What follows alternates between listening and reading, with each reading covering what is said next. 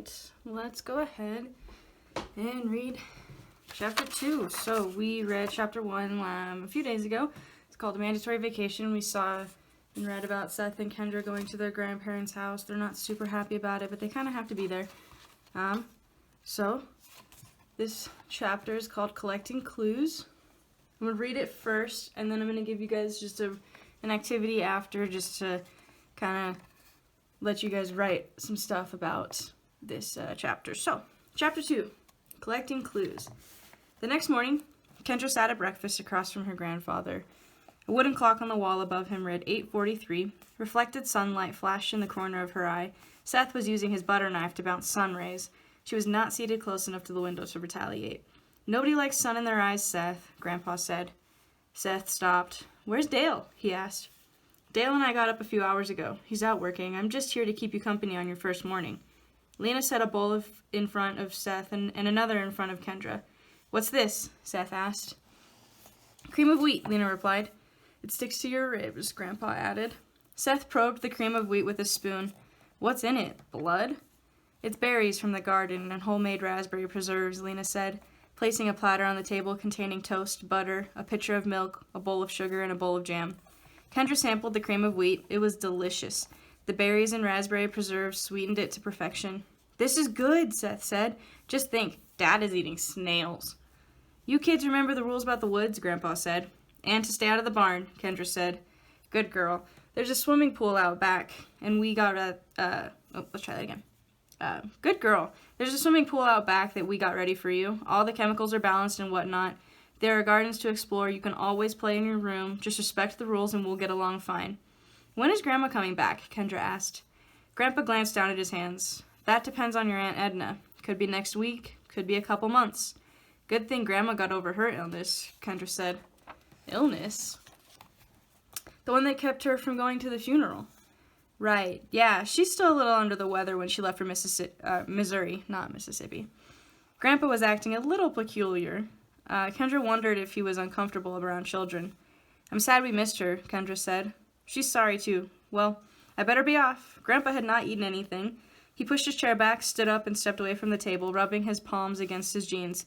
"If you swim, don't forget to wear sunblock. I'll see you kids later." "At lunch?" Seth asked. "Probably not until supper. Lena will help you with anything you need." Then he left the room. Dressed in a swimsuit, a towel over one shoulder, Kendra stepped through the door onto the back porch. She carried a handheld mirror that she had found in the nightstand by her bed. The handle was mother of pearl, studded with rhinestones. The day was a bit humid, but the temperature was pleasant. She walked to the railing of the porch and gazed over the gorgeously manicured backyard. Paths of white stones meandered along flower beds, hedgerows, vegetable gardens, fruit trees, and flowering plants. Tangled grapevines curled along suspended lattices. All the flowers seemed to be in full bloom. Kendra had never seen such brilliant blossoms. Seth was already swimming. The pool had a black bottom, and it was fringed with rocks to make it seem like a pond. Kendra hurried down the steps and started down a path toward the pool. The garden teemed with life. Hummingbirds darted among the foliage, wings nearly invisible as they hovered. Huge bumblebees with fuzzy abdomens buzzed from one blossom to another. A stunning variety of butterflies fluttered about on tissue paper wings. Kendra passed a small, waterless fountain featuring a statue of a frog. She paused as a large butterfly alighted on the rim of an empty bird bath. It had huge wings, blue, black, and violet. She had never seen a butterfly with such vivid coloring. Of course, she had never visited a world-class garden. The house was not quite a mansion, but the grounds were fit for a king. No wonder Grandpa Sorensen had so many chores. The path finally deposited Kendra at the pool. Variegated flagstones paved the poolside area. There were a few recliners and a circular table with a big umbrella. Seth leaped from the stone outcropping into the swimming pool, legs curled up, and hit the water with a big splash. Kendra set her towel and mirror on the table and grabbed a bottle of sunblock. She smeared the white cream all over her face, arms and legs until it disappeared into her skin. While Seth was swimming underwater, Kendra picked up the mirror. She angled the face of it so it reflected sunlight onto the water. When Seth resurfaced, she made sure the bright splotch of sunlight covered his face. "Hey," he shouted, swimming away from her. She kept the glare from the mirror on the back of his head. Gripping the side of the pool, Seth turned to look at her again, throwing a hand up and squinting to ward off the light. He had to look away. Kendra laughed. Cut it out, Seth called. You don't like that, huh? Quit it. I won't do it anymore. Grandpa already yelled at me. Kendra set the mirror on the table. That mirror is a lot brighter than a butter knife, she said. I bet it already did permanent damage to your retinas. I hope so. Then I'll sue you for $1 billion. Good luck. I have about 100 in the bank. It might be enough for you to buy some eye patches. He swam toward her angrily, and Kendra walked forward to the edge of the pool. As he started climbing out, she shoved him back in. She was almost a full head taller than Seth and could usually handle him in a fight, although if they ended up wrestling, he was pretty squirmy. Seth changed tactics and started splashing her, making quick scooping motions across the surface of the pool. The water felt cold, and Kendra recoiled at first, then leapt over Seth into the water. After the initial shock, she swiftly grew accustomed to the temperature, stroking over to the shallow end away from her brother. He chased her, and they ended up in a splash fight. Locking his hands, Seth swung his arms in wide arcs, skimming the top of the water. Kendra pushed at the water with both hands, a churning motion that generated smaller but more focused splashes. Soon, they grew tired, and it was hard to win a water fight when both participants were already soaked. Let's have a race, Kendra suggested as the splashing subsided. They raced back and forth across the pool. First, they raced freestyle, then backstroke, breaststroke, and side stroke. After that, they created handicaps, like racing with no arms or hopping across the width of the shallow end on one foot. Kendra usually won, but Seth was faster at backstroke and some of the handicapped races. When Kendra grew bored, she got out of the pool. Walking toward the table to retrieve her towel, she stroked her long hair, enjoying the rubbery texture as the wetness made the strands cling together. Seth climbed on top of the big rock near the deep end. Watch this can opener! He jumped with one leg straight out and the other one bent. Good job, Kendra said to placate him when he surfaced. Shifting her gaze to the table, Kendra froze. Hummingbirds, bumblebees, and butterflies swirled in the air above the handheld mirror. Several other butterflies and a couple of large dragonflies actually rested on the face of the mirror itself. Seth, come look at this, Kendra hissed in a loud whisper. What? Just come here. Seth boosted himself out of the pool, and padded over to Kendra, arms folded. He stared at the cloud of life whirling above the mirror. What's their deal? I don't know, she replied. Do insects like mirrors? These ones do. Look at the red and white butterfly. It's enormous. Same with that dragonfly, Seth pointed out. I wish I had a camera. I dare you to go get the mirror. Seth shrugged. Sure. He trotted over to the table, grabbed the mirror by the handle, dashed to the pool, and dove in. Some of the insects scattered instantly. The majority drifted in the direction Seth had gone, but dispersed before reaching the pool. Seth surfaced. Any bees after me? Get the mirror out of the water. You'll ruin it. Settle down. It's fine, he said, stroking over to the side. Give it to me. She took the mirror from him and wiped it dry with her towel. It looked undamaged. Let's try an experiment. Kendra placed the mirror face up on a lounge chair and backed away. Think that they'll come back? We'll see. Kendra and Seth sat down at the table not far from the lounge chair. After less than a minute, a hummingbird glided over to the mirror and hovered above it. Soon it was joined by a few butterflies. A bumblebee alighted on the face. Before long, another swarm of small, winged creatures crowded the mirror. Go turn the mirror face down, Kendra said. I want to see whether they like the reflection or the mirror itself. Seth crept toward the mirror. The little animals took no apparent notice of his approach. He reached forward slowly, flipped over the mirror, and then retreated to the table. The butterflies and the bees that had landed on the mirror took flight when it was overturned, but only a few of the winged creatures flew away. Most of the swarm lingered. A pair of butterflies and a dragonfly landed on the lounge chair at the edge of the mirror. Taking flight, they flipped the mirror over, nearly sliding it off the chair in the process. With the reflective surface showing again, the swarm pressed close. Several of the creatures landed on the face. Did you see that? Kendra asked. That was weird, Seth said. How could they be strong enough to lift that? There were a few of them. Do you want me to flip it again? No, I'm scared the mirror will fall off and break. Okay. He draped his towel over his shoulder. I'm gonna go change. Would you take the mirror? Fine, but I'm running. I don't want to get stung. Seth moved toward the mirror slowly, snatched it, and ran off into the garden towards the house. Part of the swarm gave a lazy pursuit before scattering. Kendra wrapped the towel around her waist, picked up the sunblock Seth had left behind, and started toward the house. When Kendra reached the attic playroom, Seth was dressed in jeans and a long-sleeved camouflage shirt. He picked up the cereal box that served as his emergency survival kit and headed for the door. Where are you going? None of your business, unless you want to come. How will I know whether I want to come if you don't tell me where you're going? Seth gave her a measuring stare. Promise to keep it a secret? Let me guess. Into the woods? You want to come? You'll get Lyme disease, Kendra warned. Whatever. Ticks are everywhere. Same with poison ivy. If people let that stop them, nobody would ever go anywhere. But Grandpa Sorensen doesn't want us in the woods, she protested. Grandpa isn't going to be around all day. Nobody will know unless you blab. Don't do this. Grandpa has been nice to us. We should obey him. You're about as brave as a bucket of sand. What's so brave about disobeying Grandpa? So you're not coming? Kendra hesitated. No. Will you tell on me? If they ask where you are. Well, I won't be long. Seth walked out the door. She heard him tromp down the stairs. Kendra crossed to the nightstand. The handheld mirror rested on it beside the ring with the 3 tiny keys. She had spent a long time the night before trying to find what the keys fit. The biggest key opened a jewelry box on the dresser that was full of costume jewelry, fake diamond necklaces, pearl earrings, emerald pendants, sapphire rings, and ruby bracelets. She had not yet discovered what the other 2 opened.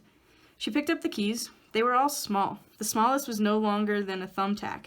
Where could she find such a minuscule keyhole? The night before, she had spent most of her time on the drawers and toy chests. Some of the drawers had keyholes, but they were already unlocked, and the keys did not fit. Same with the toy chests. The Victorian dollhouse caught her attention. What better place to find tiny keyholes than inside a little house? She unlatched the clasp and opened it, revealing 2 floors and several rooms full of miniature furniture. 5 doll people lived in the house, a father, a mother, a son, a daughter, and a baby. The detail was extraordinary. The beds had quilts, blankets, sheets, and pillows. The couches had removable cushions. The knobs in the bathtub really turned. Closets had clothes hanging inside. The armoire in the dollhouse's master bedroom made Kendra suspicious. It had a disproportionately large keyhole in the center. Kendra inserted the tiniest key and turned it. The doors of the armoire swung open. If you don't know, an armoire is like a big wardrobe. Kind of like the Lion, the Witch, and wardrobe, like the big thing in there. But this is obviously miniature. Inside was something wrapped in gold foil. Opening it, she saw it was a piece of chocolate shaped like a rosebud. Behind the chocolate, she found a small golden key.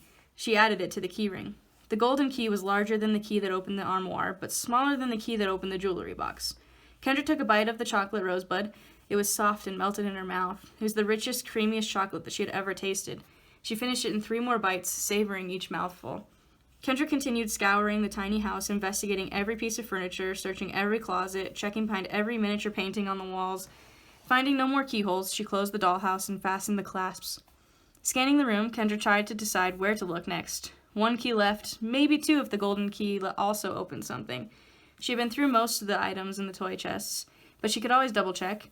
She had searched through the drawers in the nightstands, dressers, and wardrobes thoroughly, as well as the knickknacks in the bookshelves. There could be keyholes in unlikely places, like under the clothes of a doll or behind a bedpost. Kendra opened up beside the telescope.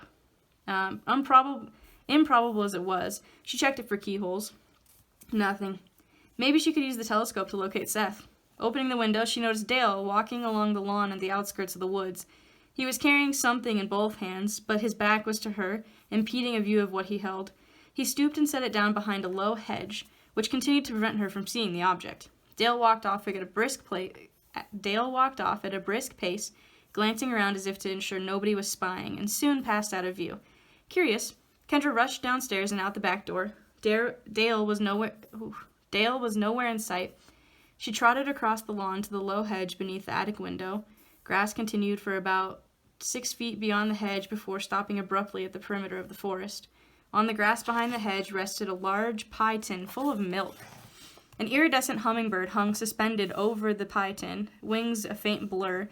Several butterflies flitted around the hummingbird. Occasionally one would descend and splash in the milk. The hummingbird flew away and the dragonfly approached. It was a smaller crowd than the mirror had attracted, but there was much more activity than Kendra would have expected around a small pool of milk. She watched as the variety of tiny winged animals came and went, feeding from the pie tin. Did butterflies drink milk? Did dragonflies? Apparently so. It was not long before the level of milk in the pie tin had markedly fallen. Kendra looked up at the attic. It only had 2 windows, both facing the same side of the house.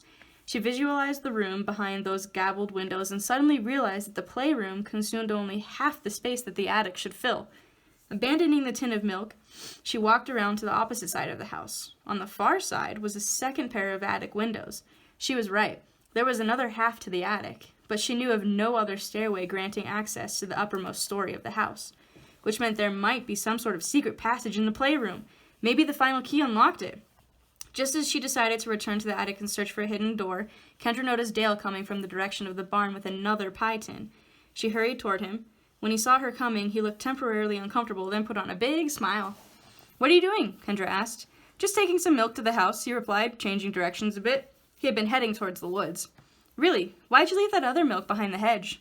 "Other milk?" He could not have looked more guilty. "Yeah, the butterflies were drinking it." Dale was no longer walking. He regarded Kendra shrewdly. "Can you keep a secret?" "Sure." Dale looked around as if someone might be watching. "We have a few milking cows. They make plenty of milk, so I put out some of the excess for the insects. Keeps the garden lively." "Why is that a secret?" "I'm not sure your grandfather would approve. Never really asked permission. He might consider it wasteful." "It seems like a good idea to me. I noticed all the different kinds of butterflies in your garden, more than I've ever seen, plus all the hummingbirds." He nodded.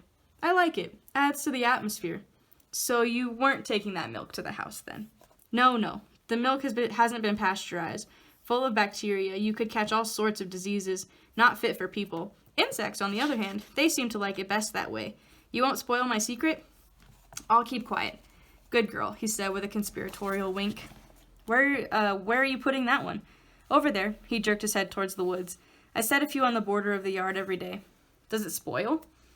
I don't leave it out long enough. Some days the insects consume all the milk before I collect the pans. Thirsty critters." "See you later, Dale." "You seen your brother hereabout?" "Oh, I think he's in the house." "Is that so?" She shrugged. "Maybe." Kendra turned and started toward the house. She glanced back as she mounted the stairs to the rear porch. Dale was placing the milk behind a small, round bush. Okay, so that's the end of that chapter. Chapter 3, which we'll do maybe in a few days, called The Ivy Shack. That one follows Seth, so maybe we'll figure out what he got up to in the woods.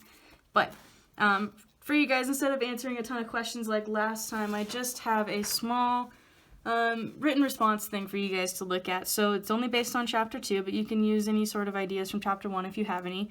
But it's just like write however much you would like to, maybe a paragraph or two. But if you were Kendra, or potentially Seth, whoever you'd like to write from that point of view, what would you do now that you've kind of got some clues and information? Kendra has these keys. She found the milk, which is kind of weird that's kind of going on. And then they also have the information about the mirror and the bugs kind of gravitating toward it. So what do you guys think is going to happen? What would you do if you were in their position? Would you investigate more? Would you just let it be? Just take people for their word?